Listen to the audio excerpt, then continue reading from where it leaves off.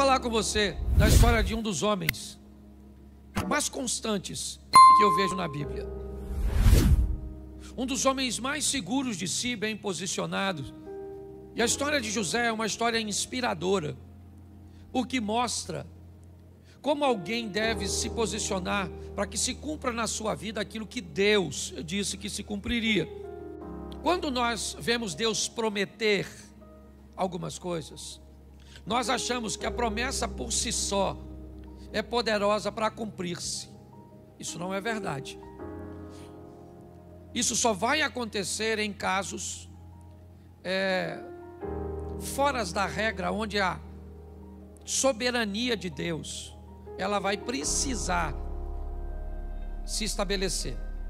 Por exemplo, Jesus foi categórico ao dizer: de todos aqueles que foram entregues a mim, apenas um se perdeu. E ele só se perdeu porque já havia sido predito que um se perderia. Aí é soberania. Aí não tem jeito. Um se perderia. Deus só não disse quem era.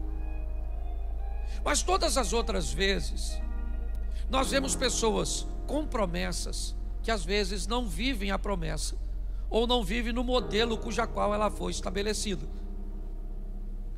Ou seja, Deus te prometeu, está prometido, está. Ele não é homem para que minta, nem filho do homem para que se arrependa.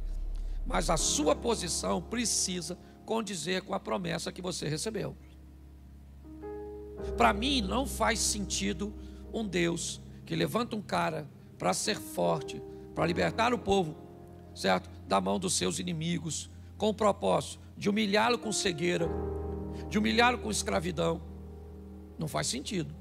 Para mim a história de Sansão, ela não era essa, não. Para mim o que Deus havia escrito sobre Sansão é: Sansão será um cara forte, obediente e vai livrar o povo da mão do inimigo. Essa era a promessa. Mas Sansão cometeu alguns erros conscientes, porque ele cometia o erro e não mencionava seus pais, o que indica que ele sabia o que estava fazendo, mas sonegava informações. E aí então ele cumpriu o propósito, cumpriu, mas cego, escravo, girando o moinho. Que fique claro. Quando nós olhamos a história do povo no Egito, a história de José ou de Moisés, me parece também que não continha 10 pragas. A história original, lembra quando alguém vai conversar com Jesus lá no Novo Testamento e pergunta sobre divórcio, e Jesus disse assim: mas não foi assim desde o princípio. Não era desse jeito, alguém mudou. Me parece que a história da libertação era: Moisés ou José se torna governador e leva o povo, e eu então preparo um faraó para tirar o povo.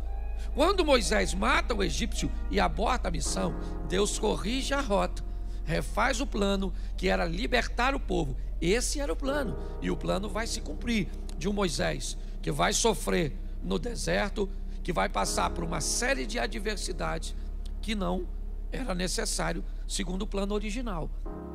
Muitas pessoas levam para si um nível de vida extremamente ruim, uma trajetória cheia de dores, de percalços, de crise, de perdas, e não precisava. Não precisava ser desse jeito. Todas as vezes que você vê alguém sofrendo, ou não vou dizer todas, porque algumas pessoas, eu vou mostrar isso com José, sofrem de forma injusta, mas a maioria delas estão colhendo aquilo que plantou. Essa é a grande verdade. E aí quando a dor vem, se você parar para observar, na maioria das vezes você enxerga um culpado, e ele não é Deus. É exatamente você, nós mesmos, a nossa ação. Porque tudo aquilo que nós lutamos muito, nós temos orgulho de dizer. É ou não é verdade? Eu lutei muito para ter minha casa, eu lutei muito para me formar, eu lutei muito para me casar, eu lutei muito para formar meus filhos, eu lutei muito, muito. Agora tudo que não tem luta nenhuma, você nem fala direito, porque é fácil. E me parece que esse menino cresceu ouvindo falar de sonhos. sonhos. Sonha, meu filho, sonha grande. Meu filho, sonha grande. Você pode sonhar. Vamos lá, meu filho, sonha, sonha. Ele começa então a sonhar em ser grande. Aliás, seus irmãos o invejavam simplesmente porque ele sonhava. Tem gente que se incomoda só de você pensar em ser grande, só em você pensar em conquistar. Você nem alcançou ainda, e tem gente que já não gosta da sua vontade de ser, porque fica com medo de você conseguir. Você já notou isso? Quando você fala, eu vou fazer uma reforma na minha casa, você não tem grana. O que é isso? Um sonho. Você pode notar que tem gente que já não gosta, porque não consegue fazer na dele. E José começa a sonhar, mas o sonho dele é muito esquisito, porque ele sonha que os irmãos vão se curvar, e os irmãos não iam muito com a cara dele, não. Essa é a grande verdade. A primeira coisa nessa vida que eu quero te impulsionar hoje é passar a andar com quem é sonhador. Porque todas as vezes que você anda com gente que sonha, a pessoa começa a contar o sonho e te empurrar para frente também. E você sonha com o quê? Ah, eu não sonho nada não. Pô, cara, tem que sonhar com alguma coisa, mano. Fala aí uma coisa que você deseja muito, mas que é impossível. Ah, eu desejo comprar uma bicicleta. Ô, maluco, isso aí não precisa de sonho. Isso aí você precisa de trabalho. Arruma um bico. Entendeu? Trabalha, você arruma uma bicicletinha. Compra primeiro uma usada, depois você pula para uma nova. Uma bicicleta zero. Ah, pastor, mas eu tenho vontade mesmo de andar numa Mercedes. Aí é sonho. Anda com sonhador, com quem sonha, sonha. Às vezes eu estou numa roda com amigos, nós começamos a falar o que vamos fazer na igreja. Aí você fala um negócio, você vê o olho do outro brilhar, porque ele já quer que você termine de falar para ele falar do sonho dele. Entendeu? Se você contar, por exemplo, que está esperando um homem bonito, inteligente, rico, para uma mulher que não sonha, ela vai falar: você é louca, garoto. Esse homem não existe. Se existir, já está casado. Agora conta para uma mulher sonhadora: ah, eu quero um homem louro, alto, dos olhos azul, assim, rico. E você pode olhar na cara da sonhadora que ela fica assim, ó. O que é isso? É vontade de falar do céu. Você termina de falar: eu quero louro, não quero moreno, 1,83 m, não quero nem 84, já falei, certo? Quero assim. Agora conta seu sonho. Fica andando com quem não sonha. Só anda com cabeça de bagre. Tá lá. Ele começa a sonhar, só que ele sonha muito alto. E o texto diz que os irmãos dele têm um comportamento muito ruim. Você quer realizar seus sonhos? Aprenda uma coisa: sempre vai ter perto de você gente com comportamento ruim. Onde? Em tudo quanto é lugar. Na igreja tem gente com comportamento ruim? Tem? Pois é, tem. Na sua família tem gente com comportamento ruim? Tem? No seu trabalho tem gente com comportamento ruim? Sangue de Jesus tem poder. Na sua universidade, na sua escola tem gente com comportamento ruim? No seu ciclo de amizade tem gente com comportamento ruim? E aí, querido? Como é que você faz?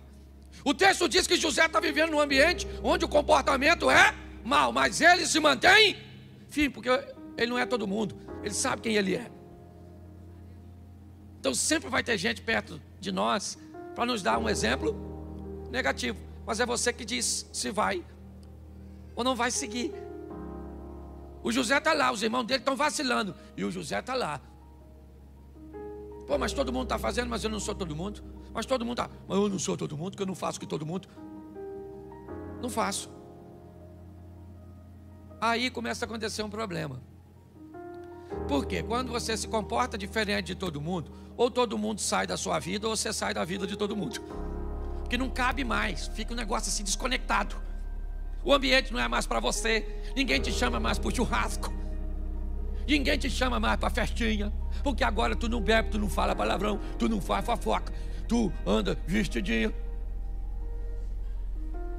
Entendeu? Tu não gasta mais dinheiro. Ou seja, agora não cabe mais, porque são dois mundos, sim ou não? E aí, a vida, olha só, os irmãos de José não gostam do Zé. Por quê? Porque o Zé é diferente. E todas as vezes que você é diferente, você fica feio. Todas as vezes. Você muda de postura, você fica feio. Você fica fedido. Ninguém quer mais ficar perto de... O que é a vida? Tirando de perto de você quem não cabe no seu presente. Porque Deus quer te levar para lugares que pessoas que estão hoje não cabem na sua vida. Deus quer te levar para viver determinadas coisas que costumes, hábitos, lugares não cabem mais na sua vida. Não interessa se é certo ou se é errado. Os outros podem ir, você não pode, acabou. Por quê? Porque não pode, não cabe na sua vida. Os irmãos falaram assim: nós não aguenta mais o Zé, esse sonhadorzinho. Sonha com sol, com luazinha, com estrelinha, com molinho, e nós não sonhamos com nada. Então o que é que nós vamos fazer? Tirar esse cara de perto da gente. Ninguém quer mais se relacionar. Ah, pastor, ninguém mais quer falar comigo. Meus amigos foi tudo embora. Pois é, querido, é Deus removendo gente para levar você para o lugar que Ele quer que você esteja. Acabou. Para de chorar por gente que não cabe no seu futuro. Amanhã Deus pode trazer de volta. Porque quando Deus quer mudar a vida das pessoas, lembra? Abraão faz o quê? Sai da sua terra e da sua parentela. Rutinha, sai do território de Moabe. Agar, saia do Egito. Entendeu? Você, saia desse estilo de vida. Eu vou levar você para onde as coisas estão acontecendo. Onde elas estão acontecendo? Ele vai ser governador, pois sonha com sol e lua. E ainda tem estrela que indica a direção. Porque nessa vida, para você vencer, você precisa de governo e direção. O que a Bíblia está dizendo? A Bíblia está dizendo que às vezes você vai para lugares que você não quer ir. Você vai viver coisas que não quer viver. Mas quando a vida te levar para lugares que você não quer ir, leve Deus como seu companheiro de viagem. Se Deus for contigo, meu filho, onde você estiver, a prosperidade tem que vir atrás de você. Pensa num cara maneiro, o Zé. Viveu a vida certinha. Pensa numa vida que, não vou dizer que ele não teve dor, mas todas elas tiveram um propósito. Você não vai ver esse cara sofrendo com filhos como Davi sofreu. Você não vai ver esse cara sofrendo com filhos como Samuel sofreu, como Eli sofreu, como Moisés sofreu, como Isaac sofreu. Não, a postura de José sempre foi uma postura muito ordeira, muito certinha, e isso facilitou demais a vida dele. É isso que eu quero que você entenda. Ele agora está indo para o Egito, é verdade. E por que é que ele está sendo vendido? Não porque fez besteira, muito pelo contrário. Ele está indo para o Egito por quê? Porque o seu comportamento é acusador demais. Ô pastor, mas o José nunca acusou seus irmãos. Querido, não seja tolo. Todas as vezes que você é honesto no meio de corruptos, você não precisa falar nada. Todas as vezes que você é fiel no meio de infiéis, você não precisa falar nada. Está todo mundo de olho em você. Quando você prospera num ambiente onde ninguém prospera, você não precisa falar nada. Está todo mundo olhando para o seu casamento, para a sua vida, para os seus filhos, para o seu negócio, para a sua caminhada de fé. E vão te perseguir, mesmo que seja sem palavras. Porque você tem vida, e vida fala mais do que palavras. Os irmãos vendem José. Mas quando ele chega no Egito, o texto diz: e Deus era com ele. E esse cara começa a prosperar. Sim, ele prospera. Por quê? Porque vive corretamente. Ah, mas ele foi vendido. Tá bom, cara, tá bom, ele não queria ir, mas foi. A vida vai te levar, vai tirar de você coisas que você não gostaria de perder, vai trazer para a sua vida coisa que você não gostaria de estar perto, vai te dar funções que você não gostaria, vai tirar funções que você gostaria, porque isso é Deus agindo, movendo, fazendo em nós o desejo dele e não o nosso. Quando Deus te der vitória, não é para você esfregar na cara de ninguém. Tem gente que está afinzão de vencer, sabe para quê? Para esfregar. Para você que não acreditou em mim, vence não. O propósito de vitória não é esfregar na cara dos outros. O propósito de vitória é que o nome do Senhor seja glorificado através da sua vida. Pare de ficar preso ao passado. Aprenda uma coisa nessa vida: evite decisões em momentos tempestivos. Nunca resolva nada quando você estiver muito feliz. Nunca resolva nada quando você estiver muito triste. Os dois extremos podem te levar a prejuízo. A vida está esperando por você, para que você tome decisões assertivas. Todas as vezes que você toma decisões erradas, inevitavelmente o erro ele vai pegar você. Não tem jeito. Foi só começar a corrigir minhas decisões, minhas palavras, minha postura, meus impulsos. E eu comecei a ver que os meus problemas diminuíram. É como se o diabo tivesse deixado a minha vida. Só que eu descobri que na verdade ele nunca esteve na minha vida. Quem estava lá fazendo besteira era eu. Quando Cláudio parou de fazer besteira, as coisas mudaram. Saia daqui para viver uma vida que inspire outras pessoas a viverem com Deus também. Isso não vai diminuir sua oração, não. Ela deve acontecer todos os dias, mas pode ter certeza de uma coisa: a pauta da conversa vai ser diferente. Você vai ter mais tempo para agradecer, para reconhecer.